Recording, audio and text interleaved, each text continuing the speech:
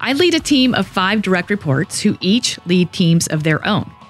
I have one person we'll call Janet, who is lagging behind the other 4. Ironically, I meet with her almost 2 hours each week, where I meet with the others about 30 minutes weekly. So I feel like I've given her plenty of my time and attention. The other team members make decisions and act on their own, but Janet seems to want my feedback and approval on each little bit before moving forward. How can I get her to need me less? Yeah, so great. A specific example of what we just talked about. Right. I think this is a great question to back up what we just talked about. Because it shares with the listener what happens when we don't properly sit in these seats. So on the surface, we say to ourselves, I'm giving her so much more time. If I just give her more time, then I bet she'll perform even better. Right. But time doesn't always equate to performance. What's happening is we're not setting the proper expectations. We're not using that time the right way. So my guess is in that case, Janet's not coming in with something authored for us to react to. She's coming in and saying, I don't really know what to do. Let's co-author this together. And when you co-author with your direct report, there are times and places to do that. But just remember, you are diluting initiative and ownership because they're not really taking initiative and ownership. You're now both owning it. That's not the same thing as them owning it. And so you really want them to come in with something already prepared and authored. So you are properly set up in the author-editor dynamic. If every single one of your meetings with your direct reports, they come with something prepared for you to react to. And they own that agenda a little bit more. Okay, so let's say you're talking to Janet.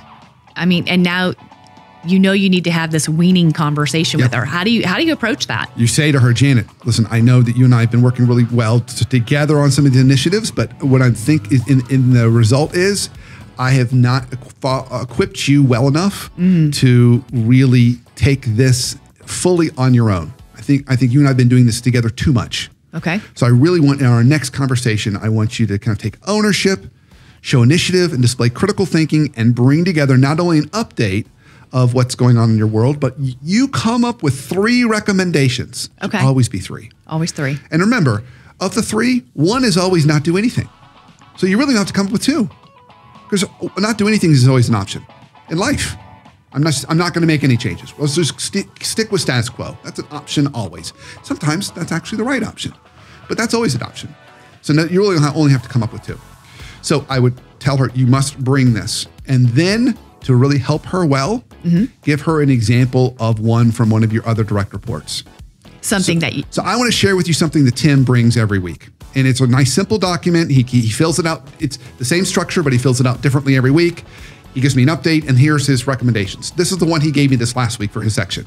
I don't want you to copy it word for word, but I want you to think about the sections and how you might be able to use that same structure to make it easier for you to author something.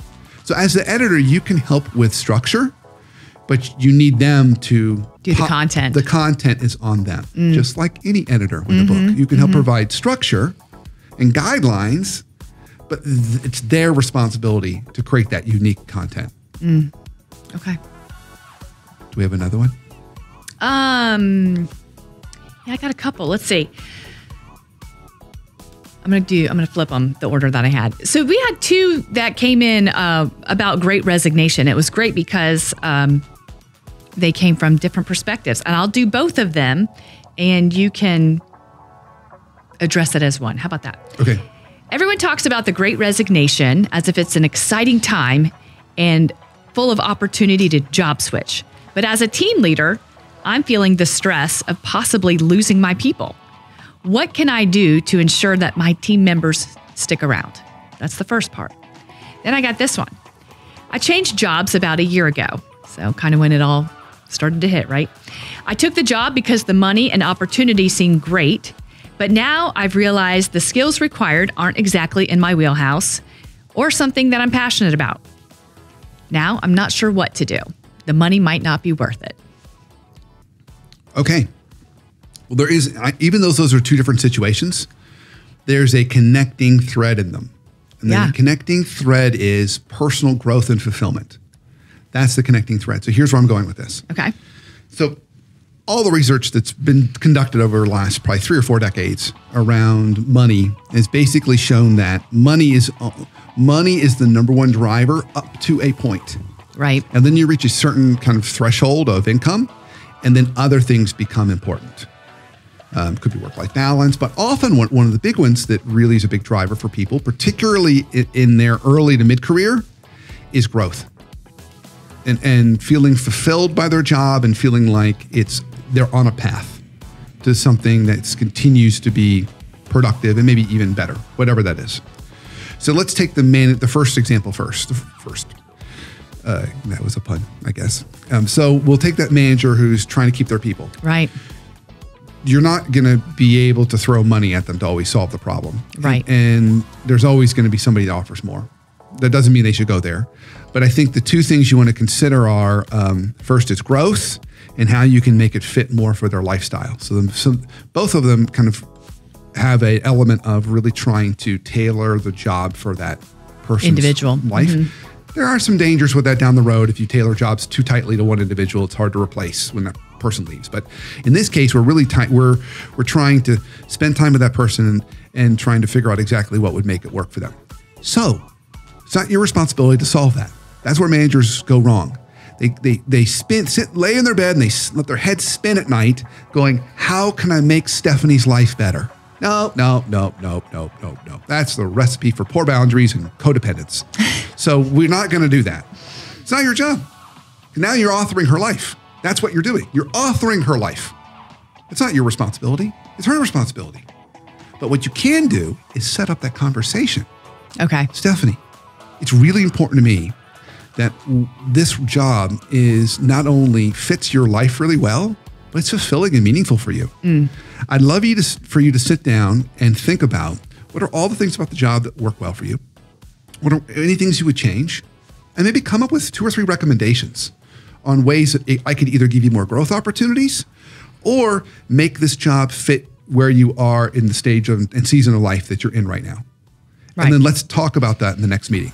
Well, you made a comment earlier about in this kind of wonky in-between work situation that we have going on, that these are conversations that leaders need to be having anyway. Yeah. So how often or how regularly, how often do you throw this out? I think this is a good conversation to have probably every 6 months. Okay. And then maybe check in once a month or once every 2 months. Okay. So do you still feel like you and I are on progress towards what we agreed upon in our last conversation, Stephanie? Okay.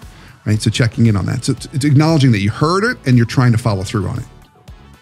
Because at the end of the day, if people feel like the job pays enough, but this manager really cares about me, they understand me and they care about my life and they want to help me grow, but also make this fit for all the demands I have outside of work, which we all have demands.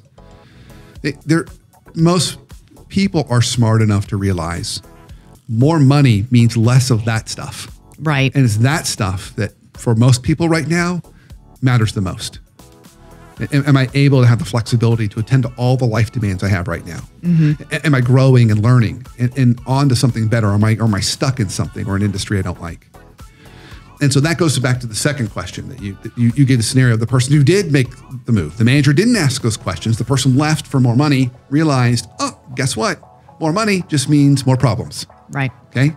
And so that's what they found. And so now it's their job to come to their manager in their new place and say, here are all the things about the job I like.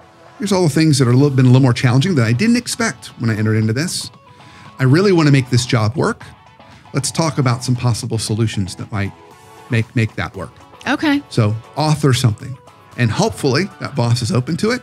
But depending upon how much more you got paid, right, there's an inverse correlation, folks. The more you got paid to make that new job, the less likely your boss is going to care about what you really want.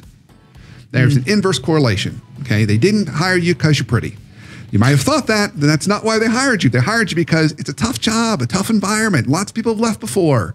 They're bleeding money, bleeding customers, whatever it is. You've walked into a tough situation, which is why you're getting paid so much. So they're not as interested in making it work for your life. They're interested in getting the problem solved. People who've worked in private equity understand that that's what they sign up for. Private equity is a tough environment where it's all about results.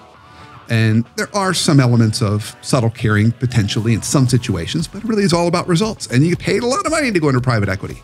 People sign up for that. So just recognize that more money can just mean less likely are people going to want to have some of these conversations with you.